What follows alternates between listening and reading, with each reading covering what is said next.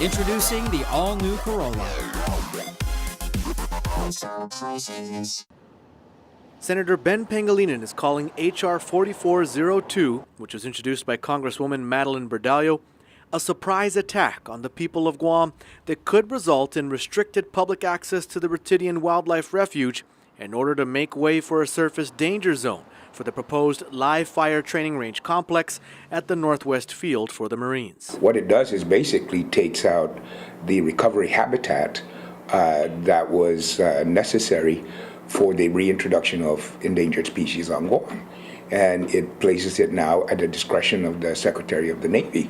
The Ritidian Wildlife Refuge contains numerous native plants and has one of the most pristine beaches on Guam.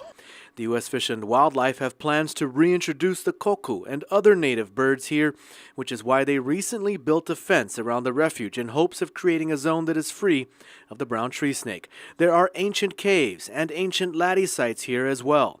Senator Pangelinan is concerned that H.R. 4402 paves the way for DoD to build their firing range complex on the plateau above the wildlife refuge.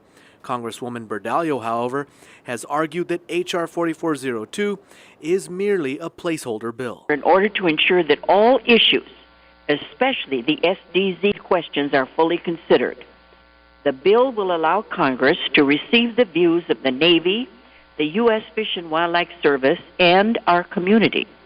If it is, then it should be the other way around. It should be a placeholder bill that says you can't access the wildlife refuge until you go through the NEPA process.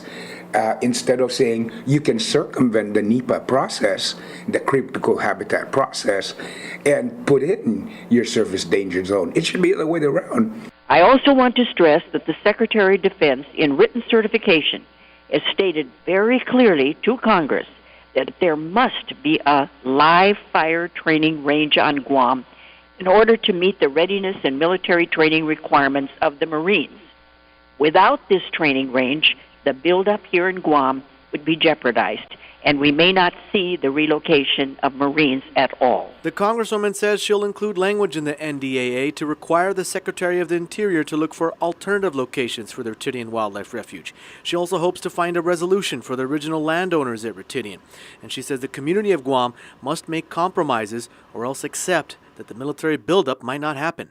Our community has a difficult decision to make on this issue.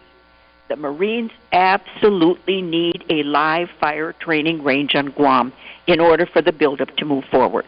She's taken all of the alternatives that were placed in this DEIS and saying, never mind any of that.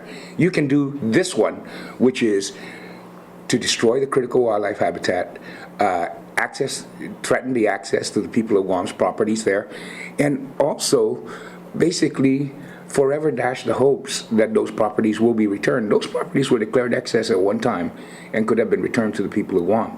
And I think that we need to continue to work towards that goal. But this proposal under this legislation kind of just kills that.